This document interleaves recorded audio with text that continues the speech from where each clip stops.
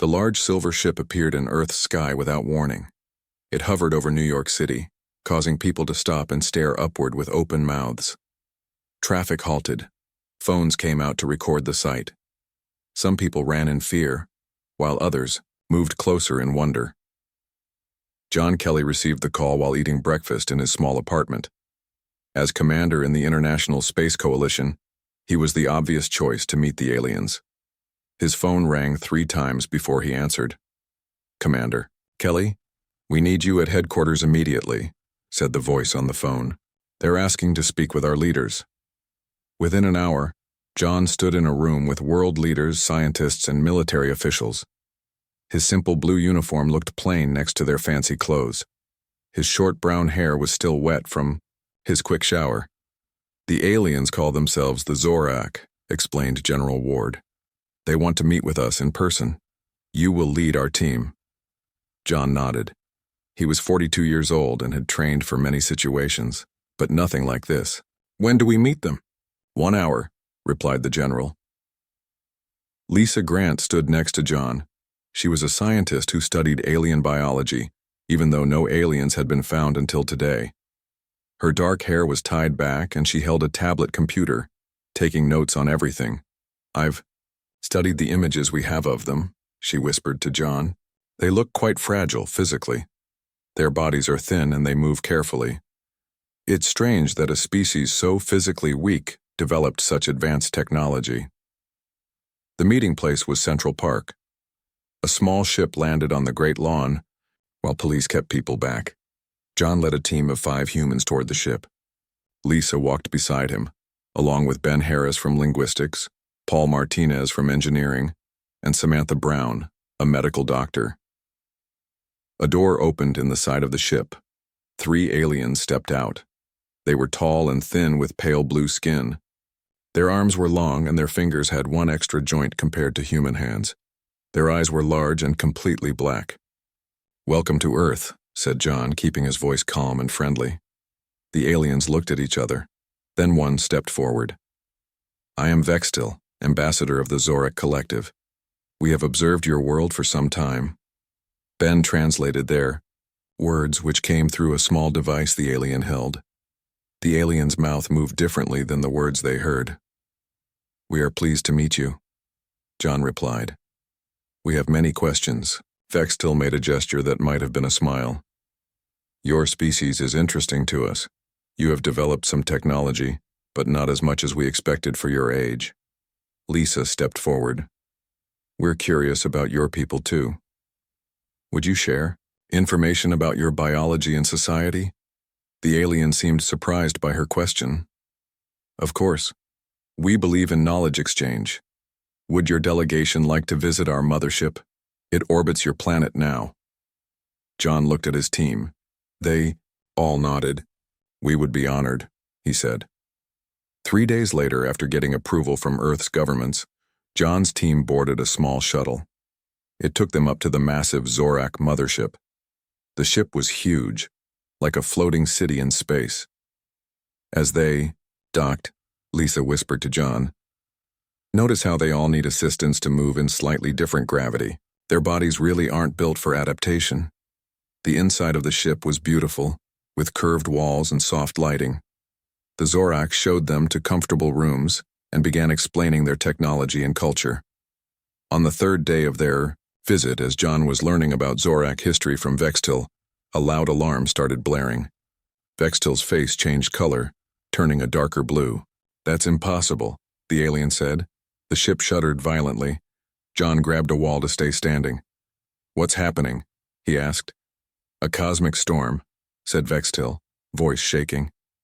"Our sensors failed to detect it. The ship is damaged. We are losing main power." Another violent shake threw them both to the floor. Emergency lights came on, glowing red. "Commander Kelly," Vextil said, fear clear in those large black eyes. "I regret to inform you that we are now stranded in deep space." Red lights flashed all through the ship. Alarms blared with a high-pitched sound that hurt John's ears. He picked himself up from the floor and helped Vextil stand. The alien's body felt light and fragile. "We need to find the rest of my team," John said. They moved through the corridor, which now tilted slightly to the left. More Zorak ran past them, their thin blue bodies moving in a panic. None of them seemed to know what to do.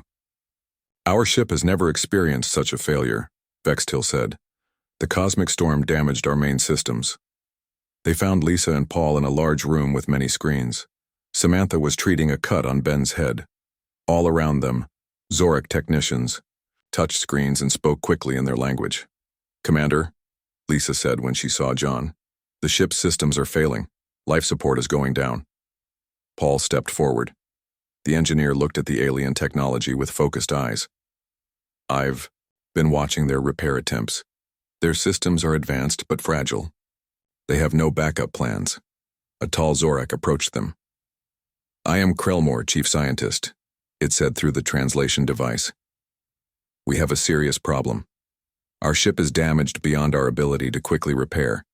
We are drifting in space, and our life support systems will fail in approximately 10 hours. The Zorak in the room looked at each other. Their blue skin had turned pale, almost white. Their hands shook. John looked at his team. "We need to help. Paul, what can we do about life support?" Paul studied the screens showing ship diagrams. "I think I understand their systems. They're complex but follow logical patterns. Show me the damaged areas," he said to Krellmore. The alien scientist pointed to several red sections on a screen.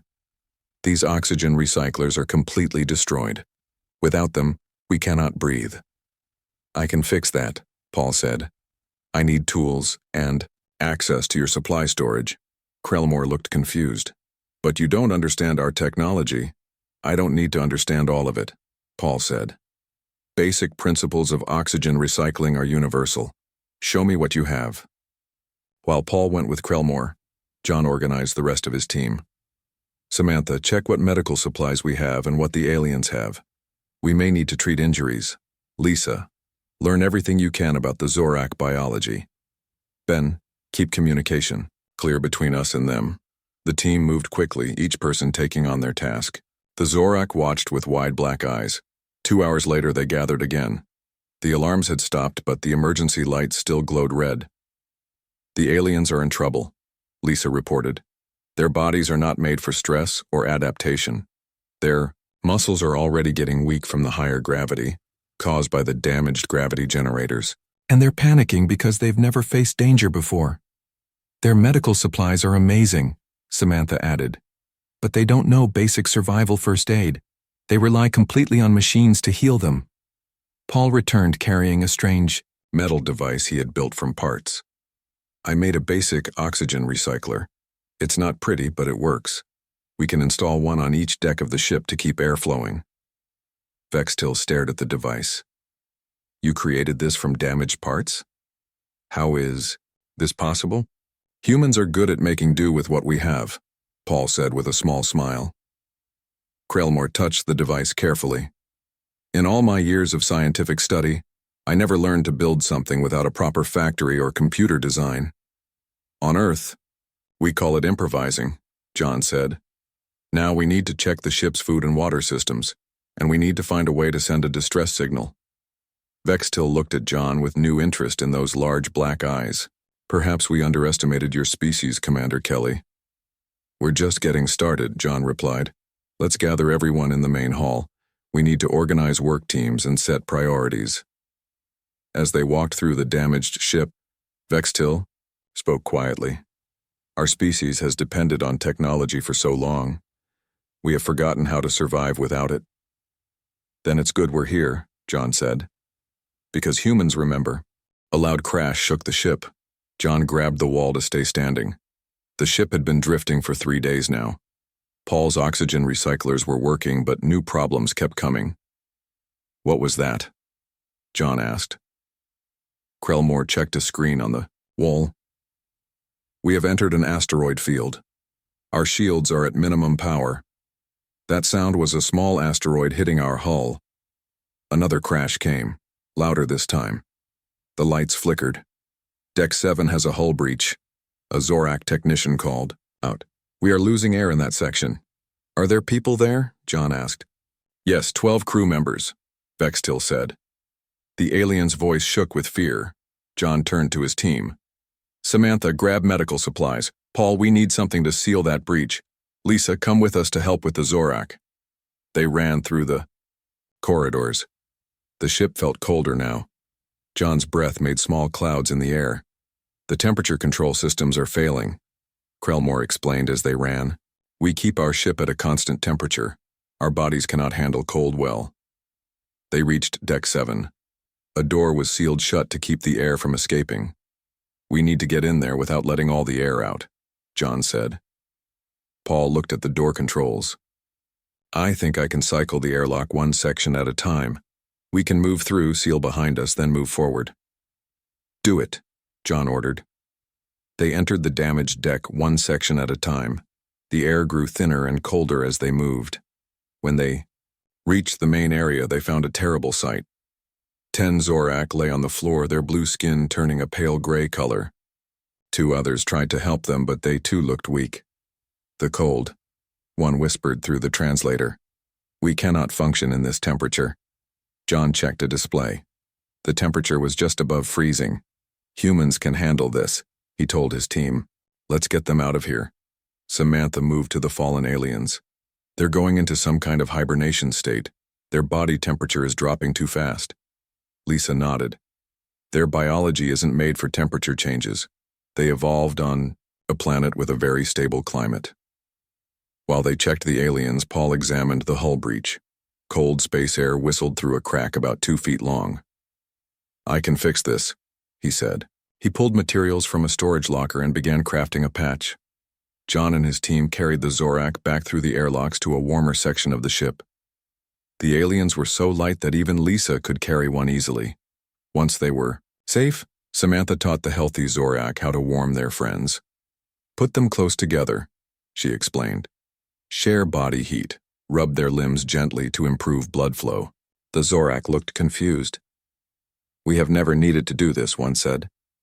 Your bodies know how even if you don't, Samantha assured them. It's basic survival.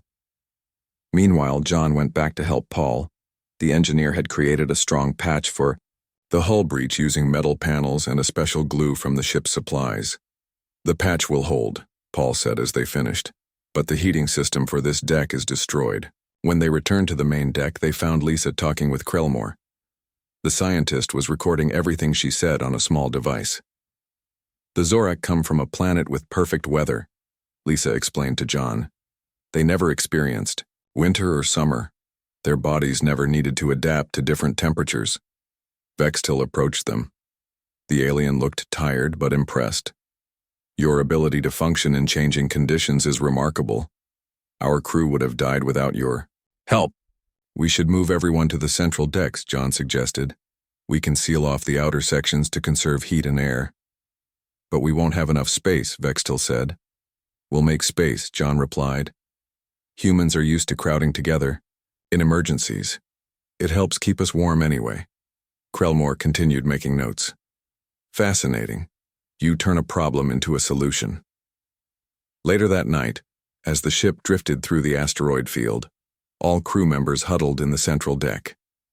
The Zorak watched in wonder as the humans taught them how to build simple insulation from spare materials.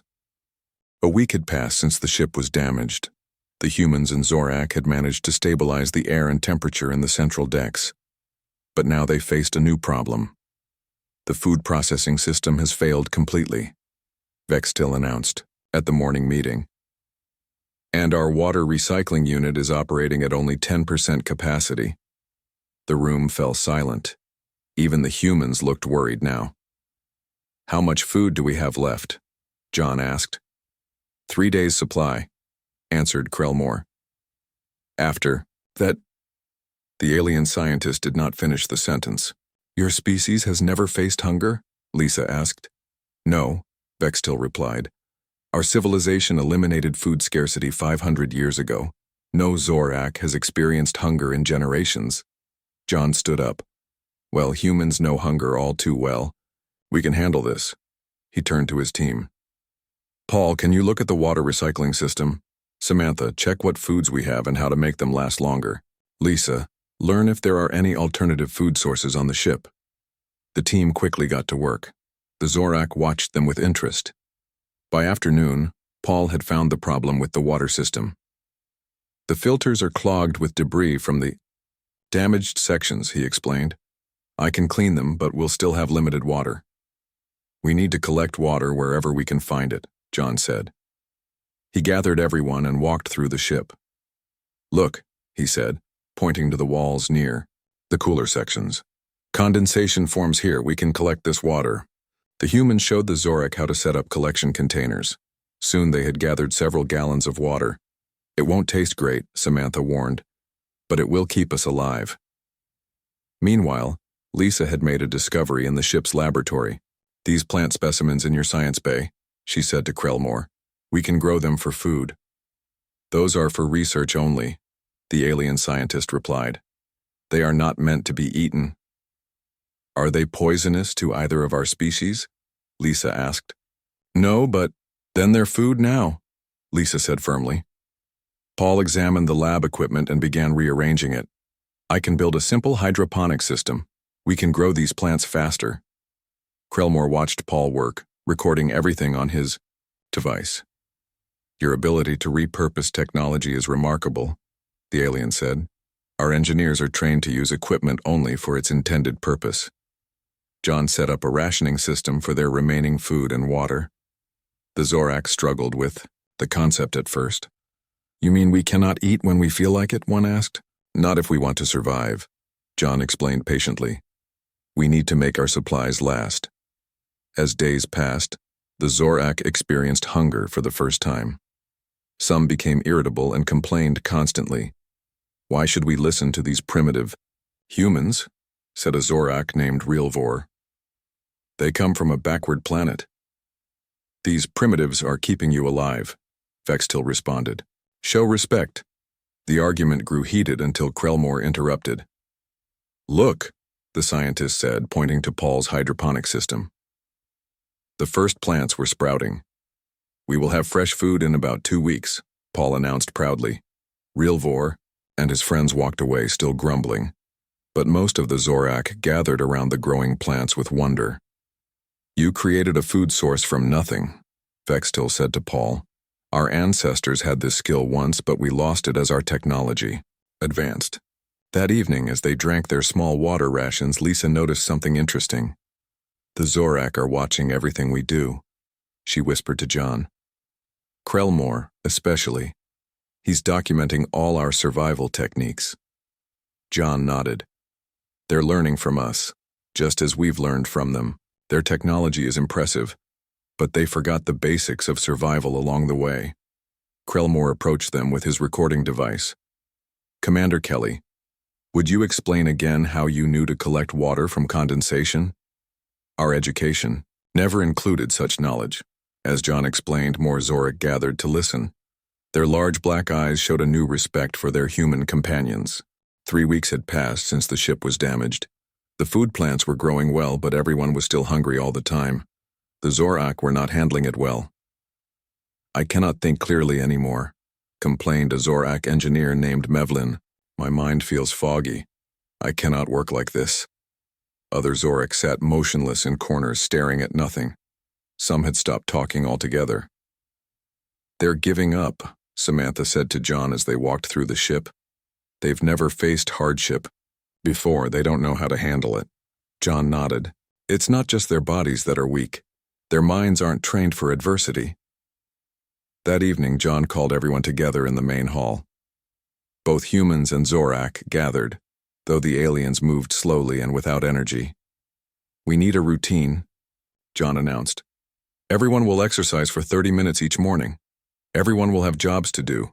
Everyone will gather for meals and social time. The Zorak looked confused. Realvor spoke up. Why exercise when we have limited food? Why waste energy? Because movement keeps your body strong and your mind clear, Samantha explained. Humans have learned this through many hard times in our history. And why social time? Asked another Zorak. Shouldn't we conserve energy by resting? Isolation makes the mind weak, John said. Humans need connection to stay strong during hard times. The next morning, Samantha led the exercise session. The Zorak moved awkwardly at first, their thin limbs not used to the movements. But they followed the humans' example. After exercise, John assigned jobs to everyone. Some tended the growing plants, others worked on repairs, some collected water. No one was allowed to be idle. At the midday meal, Ben organized a game. The humans and Zorak had to share stories from their cultures. It was hard with the translation devices, but they managed to laugh together. "I feel strangely better," Krellmore said afterward. "Though I am still hungry, my mind feels clearer." Days passed with the new routine. The Zorak began to change. They moved with more purpose, they complained less. Some even began to suggest their own ideas for improvements. "Your meditation technique has helped me control my hunger," Vextil told Samantha one day. "Our species never developed such mental disciplines." Lisa spent time each day with Krellmore, learning more about Zorak biology and sharing human knowledge. "Your species evolved on a planet with no predators and stable weather," she observed. "You never had to adapt quickly to survive." "While your world forced you to become adaptable," Krellmore replied. "Perhaps that is why your technology developed differently than ours." The growing relationship between species faced a challenge when Rilvor and 5 other Zorak stopped following the routine. They refused to exercise and barely spoke to anyone. "Why should we adopt human primitiveness?" Rilvor demanded when Vextil confronted him. "Our way is superior. We should wait for rescue rather than act like animals." John was worried the negativity would spread. "How do we handle this?" he asked his team. "Let them see the results," Paul suggested. "Actions speak louder than words." A few days later, Paul and Krellmore had a breakthrough. They had been working together to repair part of the communication system. "I think we can send a basic signal now," Paul announced to everyone. "It won't reach Earth, but it might reach other Zorak ships if they're searching for us." The success brought excitement to the ship.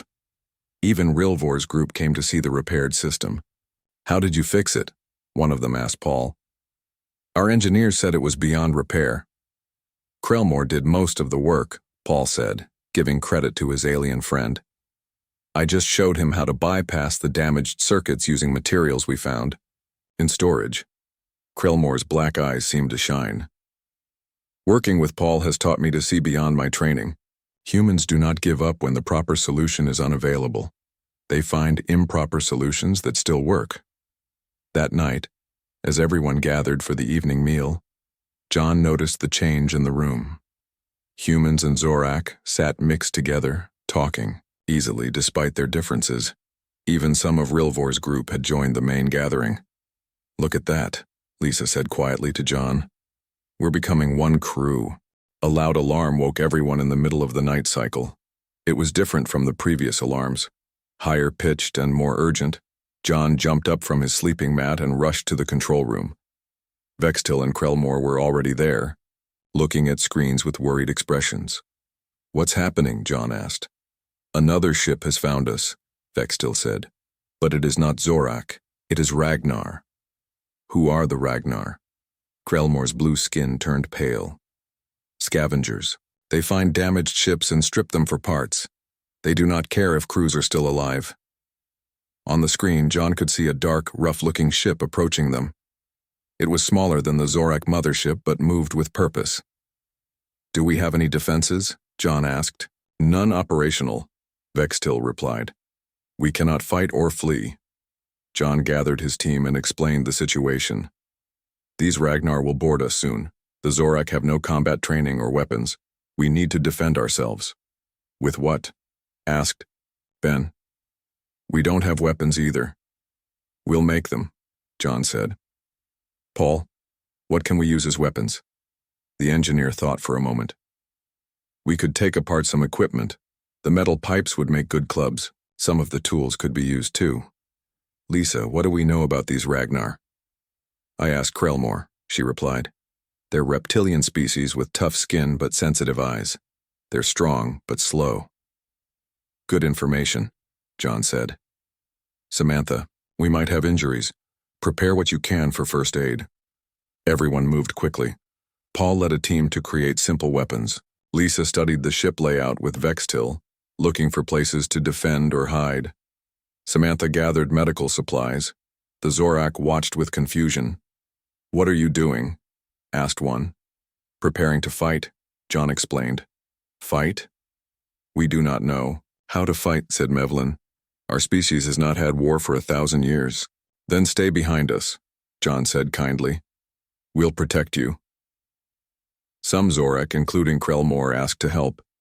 John showed them how to hold improvised weapons and stand together in groups. 2 hours later, they felt a hard bump as the Ragnar ship connected to their hull. Metal cutting sounds came from the outer airlock. "They're cutting through," Paul said. John positioned his defenders in the hallways leading from the airlock. The humans stood in front with willing Zorak behind them. Others hid in secure rooms. "Remember," John told everyone, "aim for their eyes. Stay together. Don't fight alone." The airlock door burst open with a loud bang. 3 large creatures entered the ship. They stood 7 feet tall with green scaly skin and yellow eyes. They carried metal tools as weapons. "Stand back," John shouted at them. "This ship is defended." The Ragnar looked surprised to see resistance. They made hissing sounds to each other, then charged forward. The fight was chaotic. The humans swung their makeshift weapons, aiming for the Ragnar's sensitive eyes. The aliens were strong but moved slowly, giving the humans an advantage. Paul struck one Ragnar in the face, making it stumble backward. Lisa and Ben worked together, one distracting a Ragnar while the other hit it from behind. Even some Zorak joined the fight, copying the humans' movements. One Ragnar grabbed Krellmore by the throat. The thin alien couldn't break free. John jumped on the Ragnar's back and hit it hard on the head, making it release Krellmore. Samantha pulled injured crew members to safety, quickly treating their wounds before sending them back to help.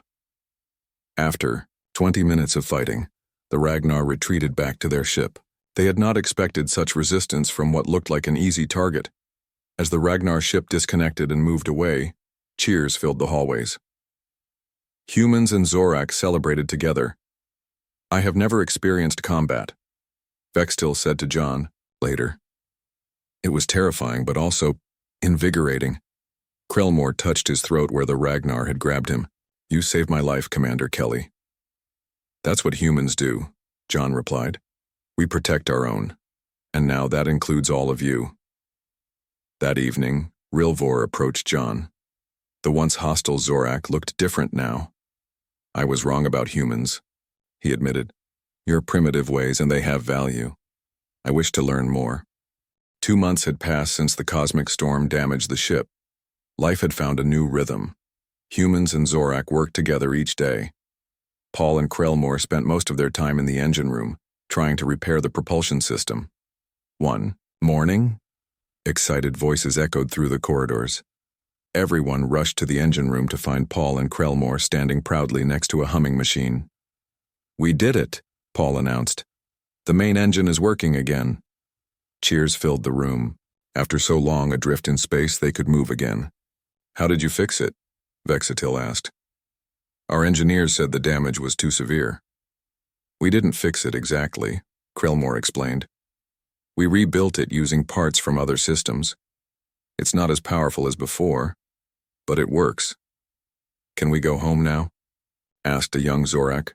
Paul's smile faded slightly. "We can move, but there's a problem. The navigation system is still damaged. We don't know exactly where we are or how to get back to Earth." Silence fell over the crowd. Their joy quickly turned to worry. "How can we travel without navigation?" Vextil asked. "It would be like sailing without a compass," John finished for him. "Humans have done that for thousands of years."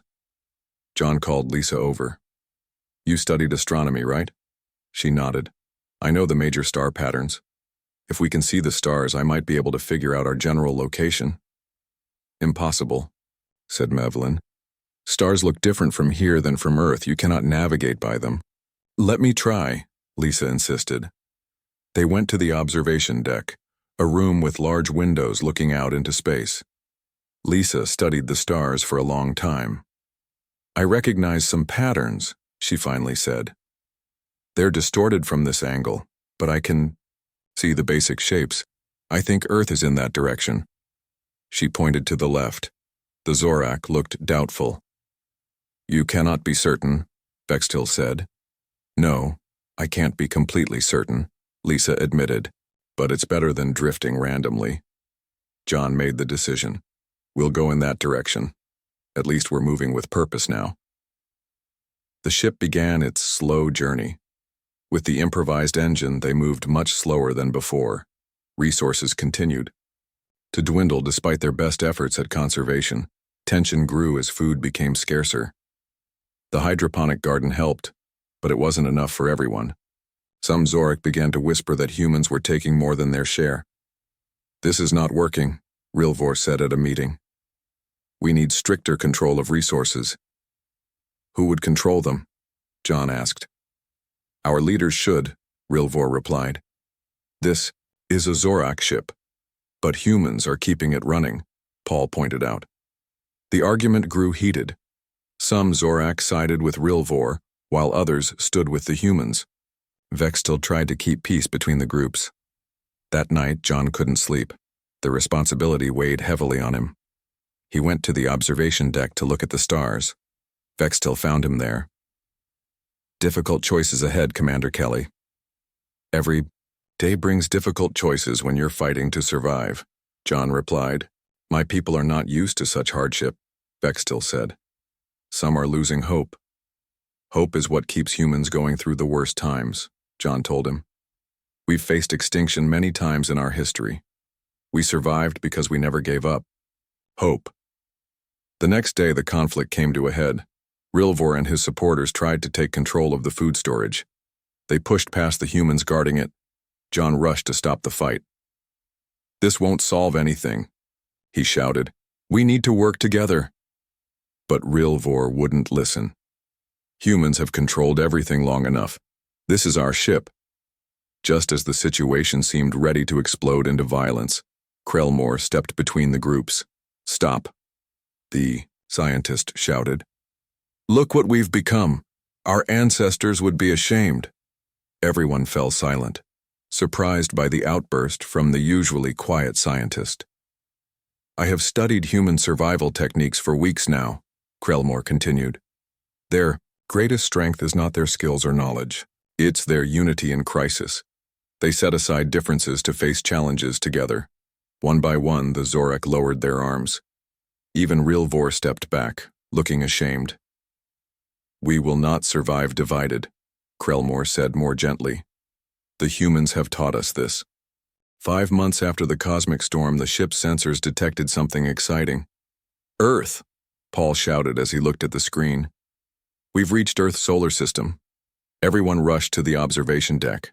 Far in the distance, they could see the small blue planet. Lisa's simple star navigation had worked. I can't believe we made it, Samantha said, tears in her eyes. Ben put his arm around her shoulders. Humans always find a way home. The Zorak were also emotional, in their own quiet way. Their black eyes seemed to shine more brightly as they looked at Earth. Your small planet, Vextil said to John. From here it looks so fragile, yet it produced such resilient beings. As they moved closer to Earth, their repaired communication system picked up a signal. It's from a Zorak rescue fleet, Krellmore announced. They received our distress call months ago and have been searching for us. 3 sleek Zorak ships appeared next to them. The rescue had finally come. The next day, as the rescue ships began repairs on the damaged mothership, the crew gathered in the main hall. Humans and Zorak stood together, no longer separated by species. Vextil addressed everyone. When we first came to Earth, we thought humans were an underdeveloped species. We were wrong. Your technology may be simpler than ours, but your survival skills are far superior. The Zorak ambassador turned to John. Commander Kelly, I speak for all Zorak when I say we have learned more from humans in these 5 months than we have from any other species in our long history of space exploration. John smiled. We learned from you, too. Your technology may have saved us all if we can find the right balance between technology and basic survival skills. Krellmore stepped forward with a small device. I have documented everything the humans taught us. The Zorak High Council has created a new classification for your species. Humans are now designated as Resilient Class, the first such designation in our contact history. Rilvor, once their opponent, now stood with Krelmor. I was the last to understand the value of human ways. Now I will be the first to teach them to our young ones. We have grown too dependent on our machines. We forgot how to adapt. The rescue ships brought fresh food and medical supplies. Everyone ate well that night for the first time in months. Doctors treated the injuries and health problems that Samantha had been managing with limited resources. 1 week later, it was time for the humans to return to Earth. The Zorak ships would take them home while the repaired mothership continued its journey. Goodbye was difficult. Many friendships had formed during their shared struggle. Krelmor and Paul embraced like brothers. Lisa and several Zorak scientists exchanged notes and knowledge. Samantha taught final medical techniques to her alien students. Before leaving, John and Vextil stood alone on the observation deck, watching Earth grow larger as they approached. "Will your people share what you've learned about us?" John asked. "We will do more than share it," Vextil replied. "We will establish a cultural exchange program. Zorak will learn survival skills from humans. Humans will learn technology from us." "The perfect balance," John said, nodding. "Our two species evolved on very different worlds," Vextil observed. "Your planet forced you to adapt constantly. Our world was gentle, allowing us to focus on technology rather than survival. And now we can learn from each other," John said. "Your technology and our resilience together." As Earth filled the view screen, the sun began to set over North America. The blue planet was wrapped in gold and red light. "Beautiful," whispered Vextil. "No wonder your species fights so hard to survive. Your world is worth the struggle." John smiled. "That's the final human survival technique, Vextil. We don't just survive for ourselves.